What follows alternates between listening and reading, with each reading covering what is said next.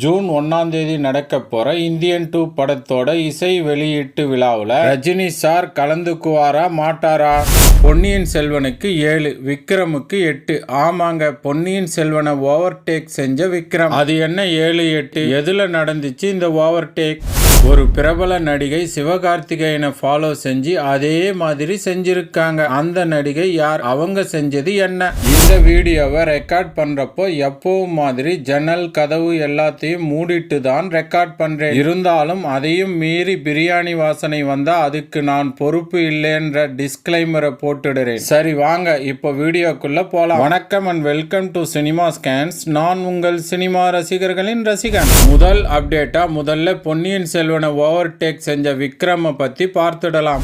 Japan நாட்டில் வாழற எல்லா தமிழர்களும் ஒன்னா சேர்ந்து வருஷா வருஷம் சர்வதேச தமிழ் திரைப்பட விழா நடத்திட்டு வராங்க. அந்த வகையில 2022ஆம் ஆண்டுக்கான சிறந்த நடிகருக்கான விருது விக்ரம் படத்துல நடிச்ச கமல்ஹாசனுக்கும், சிறந்த நடிகைக்கான விருது சாணிக் ஆயுதம் படத்துல நடிச்ச கீர்த்தி சுரேஷுக்கும் வழங்கப்பட்டிருக்கு. இதே மாதிரி சிறந்த இயக்குனருக்கான விருதை பொன்னியின் செல்வன் படத்திற்காக மணிரத்னம் சாருக்கும், சிறந்த இசையமைப்பாளர் விருது விக்ரம் படத்துக்காக அனிருத்துக்கும் வழங்கப்பட்டிருக்கு. சிறந்த திரைப்படமா விக்ரம் படம் செலக்ட் ஆகி இருக்கு. சிறந்த வில்லனுக்கான விருது விக்ரம் படத்துல நடிச்ச விஜய் சேதுபதிக்கு வழங்கப்பட்டிருக்கு. சிறந்த துணை நடிகருக்கான விருதை விக்ரம் படத்துல நடிச்ச பகத் பாசில் வாங்கியிருக்காரு. சிறந்த துணை நடிகைக்கான விருதை பொன்னியின் செல்வன் படத்துல நடிச்ச ஐஸ்வர்யா ராய் வாங்கியிருக்காங்க. இப்ப நான் சொன்ன பட்டியலை வச்சு கூட்டி கழிச்சு பார்த்தா பொன்னியின் செல்வனுக்கு 7 விருதுகளும் விக்ரம் படத்துக்கு 8 விருதுகளும் அறிவிக்கப்பட்டிருக்கு. இதைத்தான் பொன்னியின் செல்வனை ஓவர்டேக் செஞ்ச விக்ரம்னு நான் இன்ட்ரோல சொன்னேன். அது மட்டும் இல்லாம லவ் டுடே படத்துக்கு சிறப்பு விருது அறிவிக்கப்பட்டிருக்கு. சரி வாங்க இப்போ இந்தியன் 2 படத்தை பத்தின அடுத்த அப்டேட்டுக்கு போலாம்.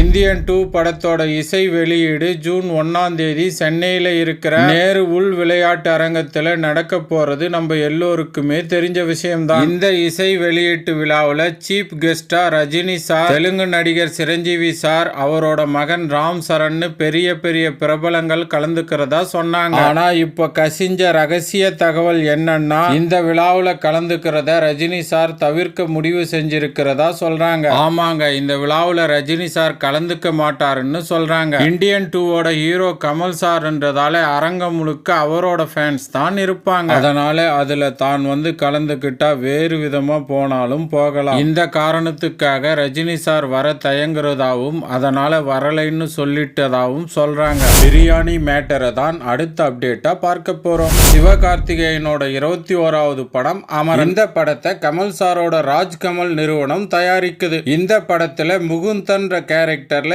எஸ்கே ஒரு ராணுவ வீரரா நடிச்சிருக்காரு. மறைஞ்ச இந்திய ராணுவ வீரரான முகுந்தன் வரதராஜன் வாழ்க்கையை மையமா வச்சு எடுக்கப்பட்ட படம் தான் இந்த அமரன் மூவி. இந்த அமரன் படத்தோட ஷூட்டிங் முடிவடைஞ்ச நிலையில படக்குழுவினருக்கு எஸ்கே விருந்து தந்திருக்காரு. விருந்துல கலந்துகிட்ட படக்குழுவினர் எல்லோருக்கும் எஸ்கே தன் கையால பிரியாணி பரிமாறி இருக்காரு. அந்த வீடியோ சோசியல் மீடியால வைரல் ஆச்சு. இது அப்போ. இப்ப நான் சொன்ன அப்டேட்ல அமரன் படத்தை தூக்கிட்டு வளையம் படத்தை போட்டுக்குங்க. எஸ்கேவை தூக்கிட்டு ஐஸ்வர்யா ராஜேஷ போட்டுக்குங்க. ஆமாங்க, நீங்க கெஸ் பண்ணது சரிங்க. ஐஸ்வர்யா ராஜேஷ் நடிச்ச வளையம் படத்தோட ஷூட்டிங் நிறைவடைஞ்சதை கொண்டாடுற விதமா ஐஸ்வர்யா ராஜேஷ் விருந்து வச்சாங்க. அந்த விருந்துல ஐஸ்வர்யா ராஜேஷ் படக்குழுவினருக்கு தன் கையால பிரியாணி பரிமாறின வீடியோ வைரல் ஆச்சு. இது இப்போ எஸ்கேவை ஃபாலோ செஞ்ச நடிகைன்னு நான் இன்ட்ரோல சொன்னது ஐஸ்வர்யா ராஜேஷ் தாங்க. ஒரு படத்தோட ஷூட்டிங் நிறைவடைஞ்சா அதை கொண்டாடுற விதமா விருந்து வச்சு பிரியாணி பரிமாறுற கலாச்சாரம் இனிமே உருவாகும்ன்றது என்னோட கருத்து. இது பத்தின உங்க கருத்து என்னன்றத கமெண்ட்ல சொல்லுங்க,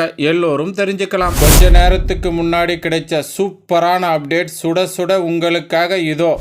நம்ம சூப்பர் ஸ்டார் ரஜினிகாந்த் அவர்கள் இமயமலைக்கு புறப்பட்டு போறதுக்கு முன்னாடி போயஸ் கார்டன்ல ஒரு பேட்டி கொடுத்திருக்காரு. ஒவ்வொரு வருஷமும் இமயமலைக்கு ஆன்மீக பயணம் போவேன், அதே மாதிரி இந்த வருஷமும் போக போறேன். அங்க பத்ரிநாத் கேதாரிநாத்துக்கு போக போறேன். இமயமலையில ஒரு வாரம் இருப்பேன் அப்படின்னு சொல்லி இருக்காரு. இதை தொடர்ந்து ஒரு நிருபர் அவர்கிட்ட தமிழ் சினிமால இசையா பாடலான்னு பிரச்சனை போயிட்டு இருக்கே, அதை பத்தி உங்க கருத்து என்னன்னு கேட்டார். அதுக்கு ரஜினி சாரோ கையெடுத்து கும்பிட்டபடி அண்ணா நோ கமெண்ட்ஸ்னு சொல்லிட்டார். இதுல இருந்து நாம தெரிஞ்சுக்க வேண்டிய நீதி என்னன்னா, இந்தியன் 2 இசை வெளியீட்டு விழாவுக்கு வரதுல இருந்து தலைவர் கிரேட் எஸ்கேப். தலைவர் தற்சமயம் ஒரு வாரத்துக்கு இமயமலையில இருக்க போறதால நிகழ்ச்சிக்கு வந்தே ஆகணும்னு யாருமே கம்பல் பண்ணி கூப்பிட முடியாது. ரஜினி சார் இந்தியன் 2 இசை வெளியீட்டு விழாவில் கலந்துக்க போறதில்லைன்ற அப்டேட்டை எவிடன்ஸ் வித் ப்ரூஃபோட தந்ததுக்காக ஒரு லைக் போடலாமே. இந்த மாதிரியான அப்டேட்டை எவிடன்ஸ் வித் ப்ரூஃபோட தெரிஞ்சுக்க please subscribe and support my channel. Okay friends, அடுத்த வீடியோவில் சந்திக்கலாம். தேங்க்ஸ் ஃபார் வாட்சிங். நன்றி, வணக்கம்.